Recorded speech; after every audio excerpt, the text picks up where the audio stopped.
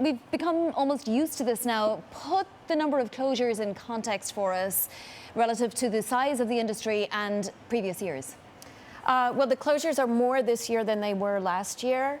The industry, the assets have sort of plateaued at about $3 trillion for the past several years. So the industry isn't going away, but it's definitely not growing. Mm-hmm.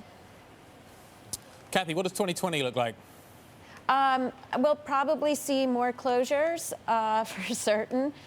For one, there's many managers who started out in the industry who are now in their 50s and 60s, and a lot of them are just saying, look, it's too hard to make money. I'm very rich, so I'm just going to quit. So we'll probably see more of those.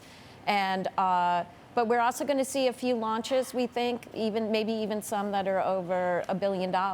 So there's still people out here who think maybe there's a chance they can make their fortunes in this industry. Right, and so more than 4,000 funds have been liquidated in the past 5 years, but plenty have been launched as well. How many, and are there funds coming from some of the funds that closed? Yes, actually the biggest bright spot is people that are coming out of Citadel, which is a huge firm with more than $30 billion in assets.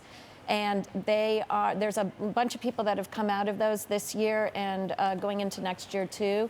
And they've been able to start out with about $1 billion or even more. So there's some demand for their product. Mm-hmm. Which strategies are working? Are there any particular ones that are sort of standing out at either end, bottom quartile, top quartile? Well, definitely some of the stock funds have been able to do well this year. For example, Bill Ackman's Pershing Square is up more than 50%. So he's done very well this year. There are some other funds in the technology space that have managed to do well this year. And even some macro funds, which had been doing dismally for many years, some of them have finally started to do well. A lot of the credit funds, on the other hand, have had a difficult period. Yes, some of them, not all of those. Some of the top performing ones have had an amazing year. I'm thinking of Bruce Richards, who was just in the other day, and then they've had a huge gain. So it really depends on the manager as well. Are the top performers still the top performers, Katherine? It certainly seems that way.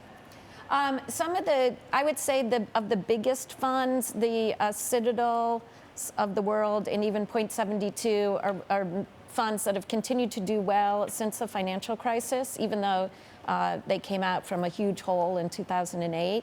But then there are funds like Ray Dalio's Bridgewater. His fund has done very poorly this year. He's on track to be the first losing year in many years, and over the past few years, he's barely made money.